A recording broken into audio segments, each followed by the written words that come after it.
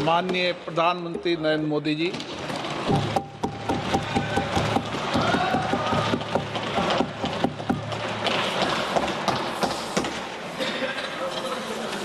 आदरणीय अध्यक्ष जी,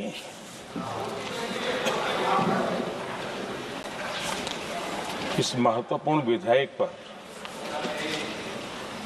आज सुबह से चर्चा प्रारंभ हुई है।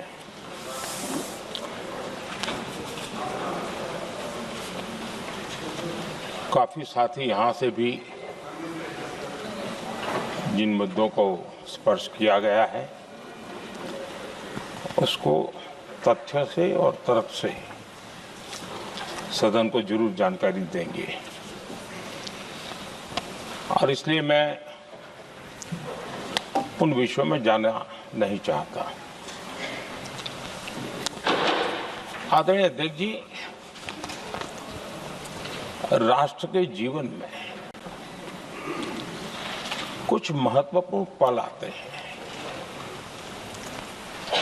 और उस समय की समाज की मनस्थिति और नेतृत्व की क्षमता उस पल को कैप्चर करके एक राष्ट्र की अमानत बना देती है, एक मजबूत धरोहर तैयार कर देती है। मैं समझता हूं कि भारत के संसदीय लोकतंत्र के इतिहास में ये वैसे ही पल है। आवश्यकता तो ये थी कि 25-30 साल पहले जब से विचार सामने आया, आवश्यकता महसूस हुई, हम इसको लागू कर देते और हम आज उसको काफी परिपक्वता तक पहुंचा देते हैं और आवश्यकता के अनुसार उसमें समय समय पर सुधार भी होते हैं और यही तो लोकतंत्र की ब्यूटी होती है। हमारी मदर ऑफ डेमोक्रेसी है, हमारी हजारों साल की लोकतंत्र की एक विकास यात्रा रही है और उस विकास यात्रा में एक नया आयाम जोड़ने का एक शुभ अवसर सदन के हम सभी साथियों को मिला है और मैंने प्रारंभ में कहा है कि हम सब भाग्यवान हैं कि हमें ऐसे महत्वपूर्ण और देश की आधी आबादी को इस राष्ट्र निर्माण की नीति निर्धारण प्रक्रिया में हिस्सेदार बनाने का सौभाग्य मिल रहा है।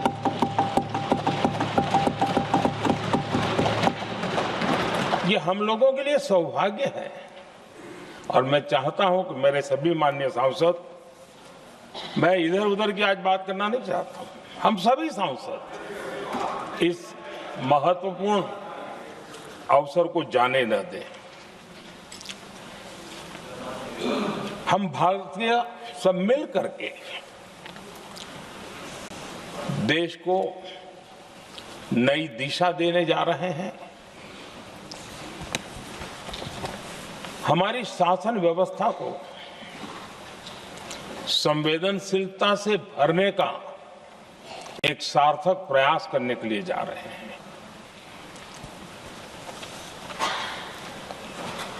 और मुझे विश्वास है कि इस मंथन से जो अमृत निकलेगा वो देश की राजनीति की भी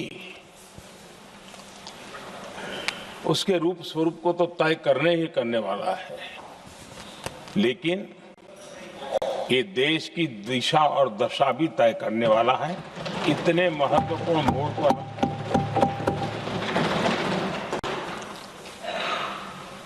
आदरणीय अध्यक्ष जी, 21वीं सदी में भारत एक नए आत्मविश्वास के साथ आगे बढ़ रहा है। विश्व में भी आज भारत की स्वीकृति हम सब महसूस कर रहे हैं और ये हम सबके लिए गौरव का पल है। एक समय हमारे पास आया है और इस समय को हमने एक विकसित भारत के संकल्प के साथ जोड़ा है और मैं पक्का मानता हूं कि विकसित भारत का मतलब केवल उत्तम प्रकार के रेल, रास्ते, इंफ्रास्ट्रक्चर या कुछ आर्थिक प्रगति के आंकड़े, सिर्फ इतने से ही विकसित भारत की सीमित कल्पना वाले हम लोग नहीं हैं।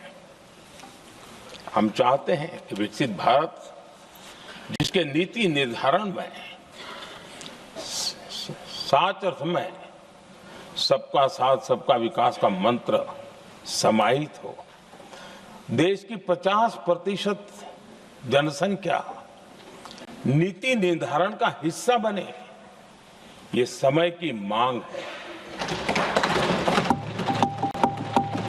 हम पहले ही देरी कर चुके हैं, कारण कोई भी होंगे, जिम्मेवार कोई भी होंगे, लेकिन इस सच्चाई को हमें स्वीकार करना होगा कि जब हम अकेले मिलते हैं तब मानते हैं हाँ यार, लेकिन जब सामूहिक रूप से मिलते हैं, मुझे याद है कि जिस इसकी प्रक्रिया चली थी, सभी दलों से मिलना हुआ है, एक दल को छोड़ करके जिन जिन से मिलना हुआ है, हर एक ने सैद्धांतिक विरोध नहीं किया है। बाद में जाकर के जो कुछ भी हुआ होगा, राजनीतिक दिशा पकड़ी जा रही है, लेकिन जो राजनीतिक दिशा में ही सोचते हैं, मैं उनको भी एडवाइज करना चाहूंगा, एक मित्र के रूप में एडवाइज करता हूं और सबको काम आएगी।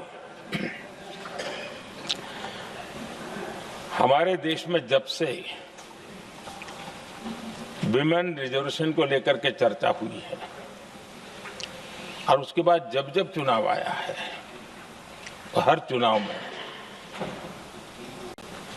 महिलाओं को मिलने वाले इस अधिकार का जिसने विरोध किया है, जिसने विरोध किया है, देश की महिलाओं ने उन्हें माफ नहीं किया है।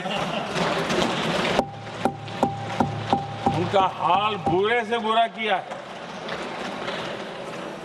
लेकिन ये भी देखिए कि 24 के चुनाव में ऐसा नहीं हुआ। क्यों नहीं हुआ? ये इसलिए नहीं हुआ कि 24 में सबने सहमति इसको पारित किया, तो ये विषय ही नहीं रहा। किसी के पक्ष में पॉलिटिकल फायदा नहीं हुआ, किसी का नुकसान भी नहीं हुआ। सहज रूप से जो मुद्दे थे, उन मुद्दों के आधार पर चुनाव लड़ा, क्योंकि 24 में सब साथ में थे। कुछ लोग यहां हैं, कुछ लोग नहीं है, लेकिन सब साथ में थे। आज भी मैं कहता हूं, अगर हम सब साथ में जाते हैं तो इतिहास गवाह है कि ये किसी एक के राजनीतिक पक्ष में नहीं जाएगा, ये देश के लोकतंत्र के पक्ष में जाएगा, देश के सामूहिक निर्णय शक्ति के पक्ष में जाएगा और हम सब उसके यश के हकदार होंगे। न ट्रेजरी बैंक उसका हकदार रहेगा, न मोदी उसका हकदार रहेगा, यहां बैठे हुए सब हकदार रहेंगे। और इसलिए जिन लोगों को इसमें राजनीति की बू आ रही है, मैं चाहूंगा कि वो खुद के परिणामों को पिछले 30 साल में देख ले। फायदा उनका भी इसी में रास्ता दिखा रहा हूं, इसी में फायदा है कि जो नुकसान हो रहा है उससे बच जाओगे। और इसलिए मैं समझता हूं कि इसको राजनीतिक रंग देने की जरूरत नहीं है। आदरणीय अध्यक्ष जी, मुझे याद है तब तो मैं शासकीय व्यवस्था की राजनीति में नहीं था, मैं एक संगठन के कार्यकर्ता के नाते काम करता था। उस समय एक चर्चा सुनने को मिलती थी गलियारों में कि देखिए ये कैसे लोग हैं,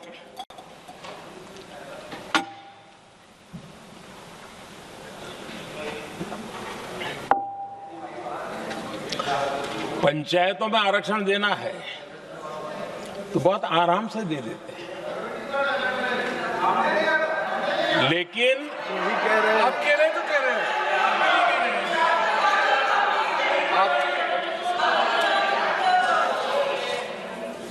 पंचायतों में आरक्षण देना है तो आराम से देते हैं, क्योंकि उसमें उनको खुद का पद जाने का डर नहीं लगता है।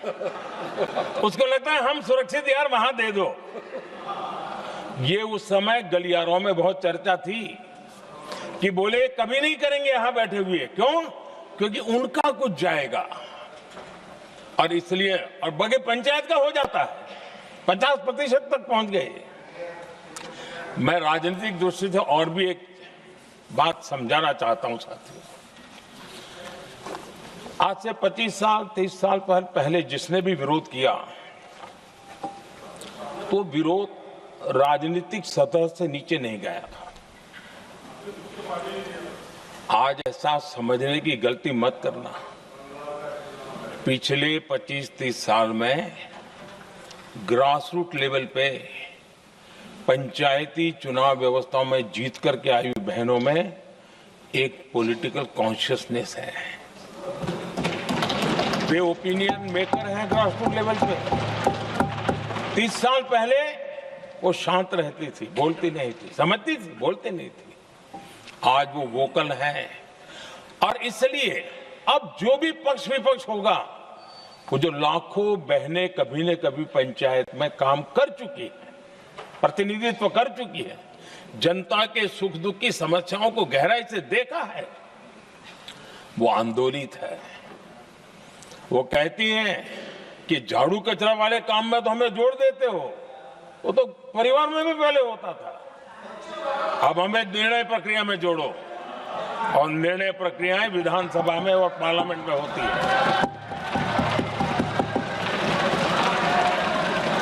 और इसलिए मैं राजनीतिक जीवन में जो लोग प्रगति चाहते, मैं किसी भी सांसद की बात करता हूं, किसी भी एमएलए की बात करता हूं, ये दल वो दल की बात मैं नहीं कर रहा हूं। जो भी राजनीतिक जीवन में सफलतापूर्वक आगे बढ़ना चाहते हैं, उनको ये मान के चलना पड़ेगा कि पिछले 25-30 साल में लाखों बहनें ग्रास रूट लेवल पर लीडर बन चुकी हैं। अब उनके अंदर सिर्फ यहां 33% का नहीं, वहां भी वो आपके फैसलों को प्रभावित करने वाली है। और इसलिए जो आज विरोध करेंगे उसको लंबे समय तक कीमत चुकानी पड़ेगी, लंबे समय तक कीमत चुकानी पड़ेगी। और इसलिए राजनीतिक समझदारी भी इसी में है कि हम ग्रास रूट लेवल पर महिलाओं की जो पॉलिटिकल लीडरशिप खड़ी हुई है, उसको आपने अब कंसीडर करना पड़ेगा। यहां मैंने सुना हमारे मुलायम सिंह जी थे, तब से एक विषय चला रहे हैं, उनके परिवार वाले पे भी चला रहे हैं। आप देश की बहनों पर भरोसा करो ना, उनकी समझदारी पर भरोसा करो। एक बार 33% बहनों को यहां आने दो, आकर के उनको निर्णय करने दो, किसको देना है, किसको नहीं देना है, इस वर्ग को देना, उस वर्ग को देना, करेंगे वो निर्णय। हम उनके सामर्थ्य पर आशंका क्यों करते भाई? एक बार आने तो दो, उनको आने तो दो। जब आएंगे तो 34 में, और दूसरा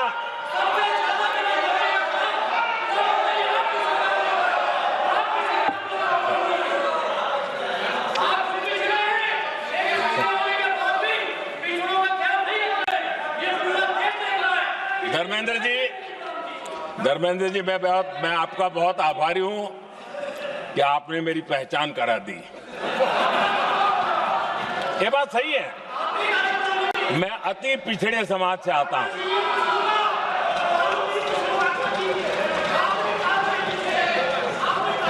धर्मेंद्र जी, मैं आपका बहुत आभारी हूं, और अखिलेश जी मेरे मित्र हैं तो कभी कभी मदद कर देते हैं।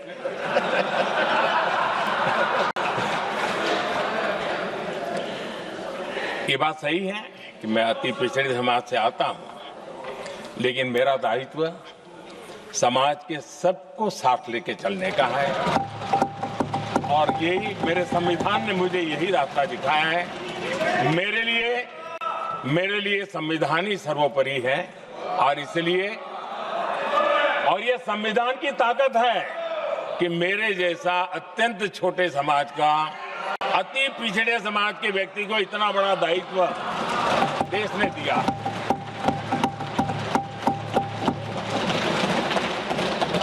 और इसलिए मैं तो देशवासियों का ऋणी हूं और मैं तो संविधान निर्माताओं का ऋणी हूं कि जिसके कारण आज मैं यहां हूं। लेकिन आदरणीय अध्यक्ष जी, पिछड़ी जाति का स्वीकार कर रहे हैं, लेकिन हम पिछड़ी जातियों के साथ अन्याय न करें, इतना निवेदन है। आदरणीय अध्यक्ष जी, आज जीवन के हर क्षेत्र में हम देखें कि नारी शक्ति देश के गौरव को बढ़ाने वाले, परचम लहराने में कहीं पीछे नहीं है जी। हम गर्व कर सकें इस प्रकार से जीवन के अलग अलग क्षेत्रों में आज हमारी माताएं बहनें बहुत बड़ा योगदान, हमारी बेटियां तो कमाल कर रही हैं जीवन के हर क्षेत्र में।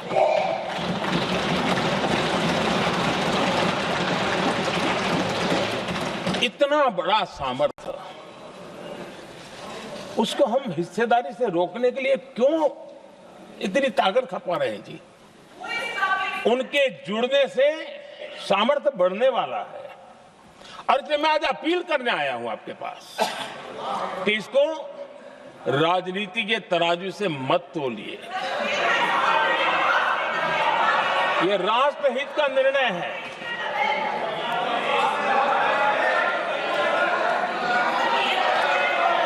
आदरणीय अध्यक्ष जी,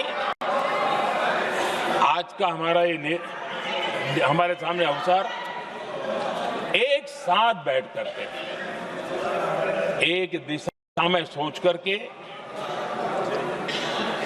विकसित भारत बनाने में हमारी नारी शक्ति की भागीदारी को एक खुले मन से निर्णय करने का अवसर है, स्वीकार करने का अवसर है। और मैंने जैसा पहले ही कहा कि आज पूरा देश और विशेष करके नारी शक्ति हमारे निर्णय तो देखेगी, लेकिन निर्णय से ज्यादा हमारी नीयत को देखेगी। और इसलिए हमारी नीयत की खोट देश की नारी शक्ति कभी माफ नहीं करेगी।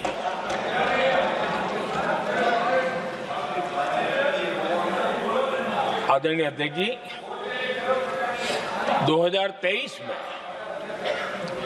इस नए सदन में हमने सर्वसम्मति से एक प्रकार से इस अधिनियम को स्वीकार किया था। पूरे देश में खुशी का वातावरण बना, उस पर कोई राजनीतिक रंग नहीं लगे और इसलिए वो कभी राजनीतिक इश्यू भी नहीं बना। तो एक अच्छी स्थिति है। अब सवाल ये है कि हमें कितने समय तक इसको रोकना है। अब यहां जो लोग जनसंख्या वगैरह के विषय उठाते हैं, क्या आपको मालूम नहीं है? मैं चाहूंगा कि अमित भाई अपने भाषण में इन सारी चीजों का उल्लेख करेंगे, जब कि हमने जनगणना के संबंध में कब कब क्या क्या किया था, बाद में कोविड आया, उसके कारण क्या मुसीबत आई, कैसे रुकावटें आई, ये सारी बातें हम सबके सामने हैं, इसमें कोई विषय नहीं है। लेकिन पिछले दिनों जब हम 23 में चर्चा कर रहे थे, तब भी व्यापक रूप से बात ये थी कि इसको जल्दी करो। हर कोई कह रहा था जल्दी करो। अब 24 में संभव नहीं था क्योंकि इतने कम समय में करना मुश्किल था। अब 29 में हमारे पास अवसर है। अगर हम 29 में भी नहीं करते तो ये स्थिति क्या बनेगी हम कल्पना कर सकते हैं। फिर हम देश की माताओं बहनों को ये विश्वास नहीं बना पाएंगे कि हम सचमुच में प्रयास सच्चे अर्थ कर सकते थे। और इसलिए समय की मांग है कि अब हम ज्यादा विलंब न करें। इस दरमियान राजनीतिक दल के लोगों से, संविधान के जानकार लोगों से, जो महिलाओं में एक्टिविस्ट के नाते काम करने वाले ऐसे लोगों से भी कई चर्चाएं हुई। कुछ लोगों ने खुद होकर के भी सुझाव दिए। सारा मंथन करते करते करते, और यहाँ भी सभी दलों से लगातार बातें इनकी होती रही है। स्ट्रक्चर वे में हुई है, इनफॉर्मल भी हुई है, और उसमें से आखिर बना हुई एक कुछ रास्ता निकालना होगा ताकि हम हमारी माताओं बहनों की शक्ति को जोड़ सकते हैं। आदरणीय अध्यक्ष जी, मैं एक बात जरूर कहना चाहूंगा। यहां बैठकर के हमें किसी को संविधान ने देश को टुकड़ों में सोचने का अधिकार ही नहीं दिया है। जो शपथ लेके हम बैठे हैं ना, हम सबको एक राष्ट्र के रूप में विचार करना हमारा दायित्व बनता है। चाहे कश्मीर हो या कन्याकुमारी, हम टुकड़ों में न सोच सकते हैं, न टुकड़ों में हम निर्णय कर सकते हैं। और इसलिए निराधार रूप में, जिसमें कोई सच्चाई नहीं, रत्ती भर सच्चाई नहीं है, सिर्फ राजनीतिक लाभ लेने के लिए जो बवंडर खड़ा किया जा रहा है, मैं आज बड़ी जिम्मेवारी के साथ इस सदन में, इस पवित्र जगह से कहना चाहता हूं, चाहे दक्षिण हो, उत्तर हो, पूर्व हो, पश्चिम हो, छोटे राज्य हो, बड़े राज्य हो, मैं आज एक जिम्मेवारी से कहना चाहता हूं कि निर्णय प्रक्रिया किसी के साथ भी भेदभाव नहीं करेगी। ये निर्णय प्रक्रिया किसी के साथ अन्याय नहीं करेगी।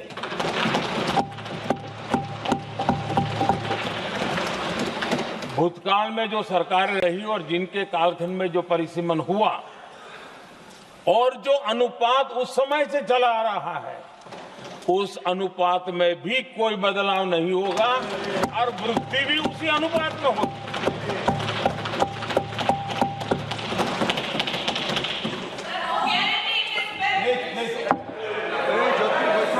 अगर गारंटी शब्द चाहिए तो मैं गारंटी शब्द उपयोग करता हूं। वादा की बात करते हो तो मैं वादा शब्द उपयोग करता हूं। अगर तमिल में कोई अच्छा शब्द हो तो वो भी मैं बोलने के लिए तैयार हूं। क्योंकि जब नियत साफ है तो फिर शब्दों का खेल करने की हमें जरूरत नहीं है जी।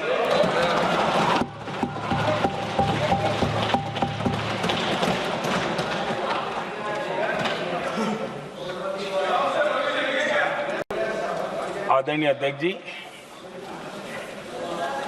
मैं आज सदन के सभी साथियों को ये भी कहना चाहता हूं कि साथियों, हम भ्रम में न रहे।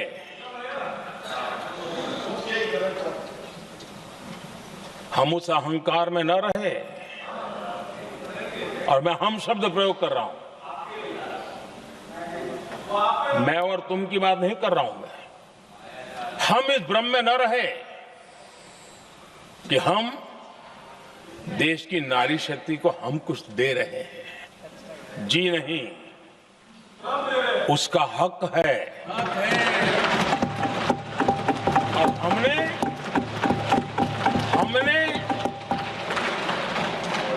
कई दशकों से उसको रोका हुआ है। आज उसका प्रायश्चित करके हमें उस पाप में से मुक्ति पाने का यह अवसर है।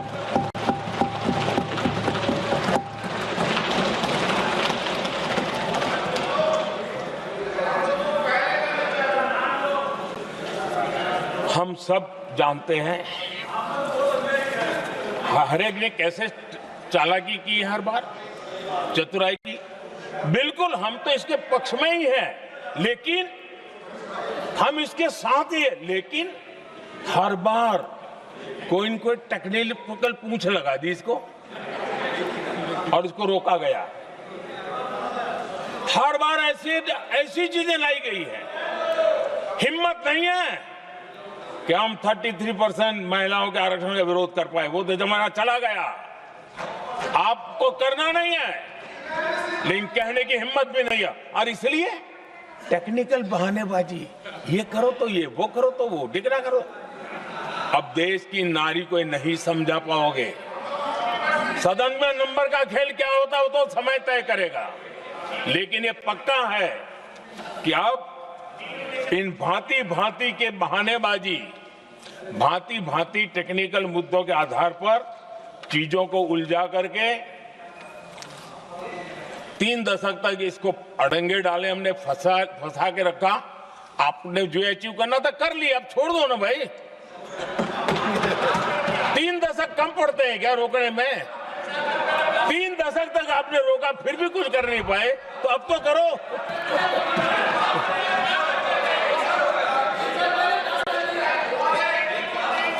आदरणीय अध्यक्ष जी,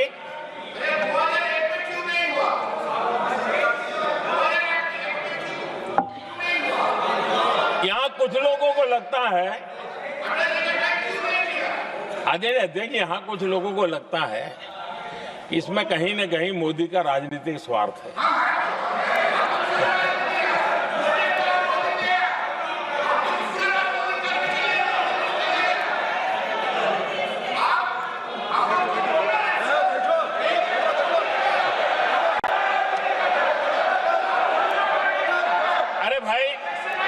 इनको बोलने दीजिए, वहां पर बेचारे को मुंह पे ताला लगा हुआ है, वो बगल में कोई बोलने नहीं देता उसको।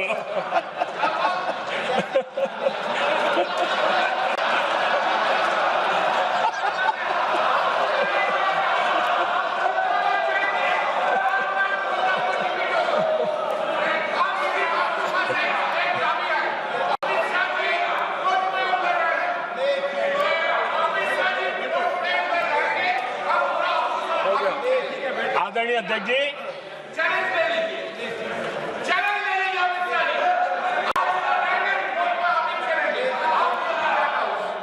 आदरणीय अध्यक्ष जी, देखिए इसका अगर विरोध करेंगे तो स्वाभाविक है कि राजनीतिक लाभ मुझे होगा, लेकिन साथ चलेंगे तो किसी को भी नहीं होगा, ये लिख के रखो। किसी को नहीं रहे, क्योंकि फिर अलग पहलू हो जाता है, फिर किसी को फायदा नहीं होता। और इसलिए हमें क्रेडिट नहीं चाहिए।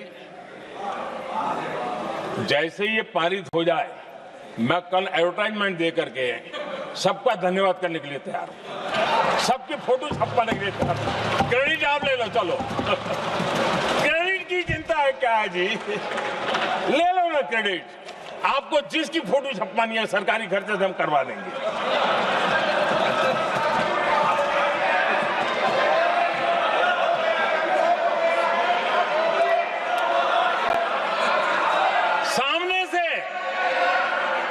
सामने से क्रेडिट का ब्लैंक चेक आपको दे रहा हूं।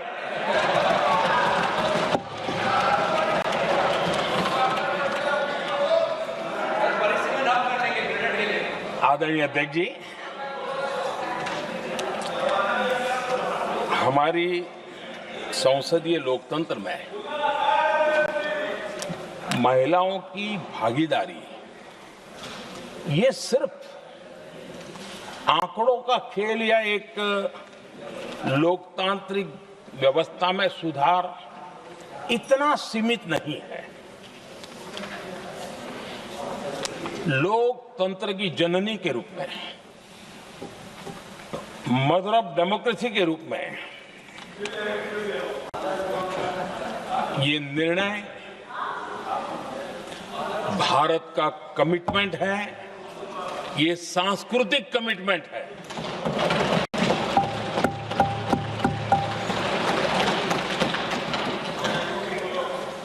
और इसी कमिटमेंट के कारण पंचायतों में ये व्यवस्था बनी और अब तो 20 से अधिक राज्य है जहां 50% हुआ है।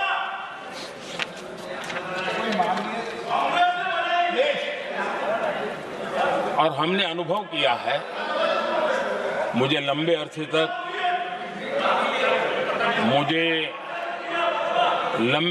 तक मुख्यमंत्री के रूप में सेवा करने का जनता ने अवसर दिया और उसी कालखंड में ग्रास रूट लेवल पर विमेन लीडरशिप को मैंने देखा है। मेरा अनुभव है कि संवेदनशीलता के साथ समस्याओं के समाधान में उनका कमिटमेंट बहुत ही परिणामकारी रहते थे, विकास की यात्रा को गति देने में रहते थे। और उस अनुभव के आधार पर मैं कहता हूं कि इस सदन में उनकी आवाज नई शक्ति बनेगी, नई सोच जुड़ेगी, देश की दिशा में एक संवेदनशीलता जुड़ेगी। तथ्य और तर्क के आधारों पर अनुभव जब जुड़ता है तब मैं समझता हूं उसका सामर्थ्य अनेक गुना बढ़ जाता है और सदन कितना समृद्ध हो।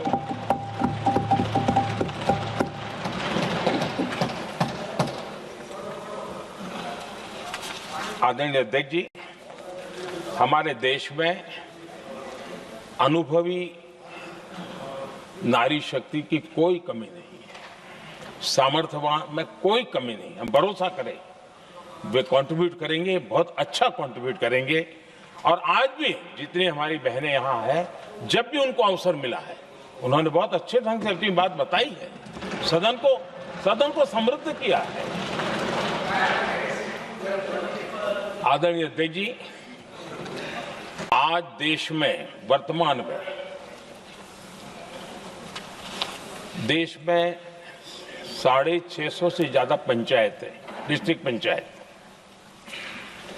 करीब 250 महिलाएं उसका नेतृत्व कर रही और केंद्र के कैबिनेट मिनिस्टर से ज्यादा उनके पास जिम्मेवारी और धन और व्यवस्था होती है, काम करती है जी। करीब 6,700 ब्लॉक पंचायतों में 2700 से अधिक ब्लॉक पंचायत ऐसी हैं जिसका नेतृत्व महिलाओं के हाथ में। आज देश में 900 से अधिक शहरों में अर्बन लोकल बॉडीज की हेड के रूप में मेयर्स हो या स्टैंडिंग कमेटी का काम देखने वाली बहनें हैं, उनकी ताकत है। और मैं मानता हूं कि आज देश जो प्रगति कर रहा है उस प्रगति में इनका भी महत्वपूर्ण योगदान है। उस ऋण को हमें स्वीकार करने का ये अवसर है। और जब ये अनुभव सदन के साथ जुड़ेगा तब वो अनेक गुना ताकत बढ़ा देगा। आदरणीय अध्यक्ष जी, एक लंबी प्रतीक्षा एंड एक प्रकार से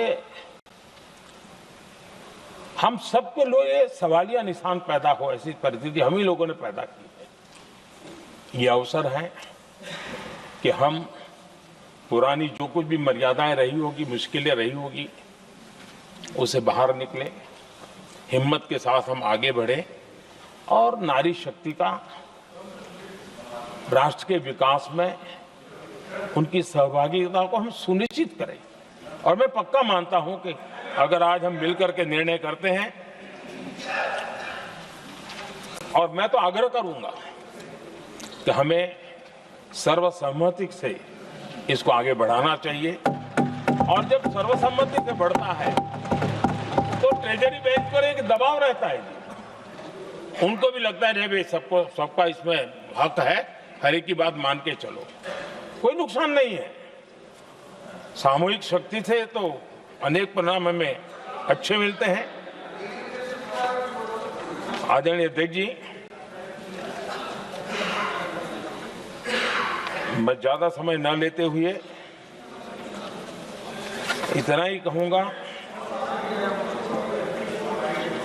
कि इसको राजनीति के तराजू से न तोलें।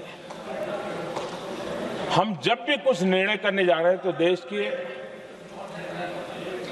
इतने बड़े देश का आधा जिम्मा जो उठा रहे हैं उनका भी कोई हक बनता है यहां आने का, हमें रोकना नहीं चाहिए। और दूसरा, संख्या के संबंध में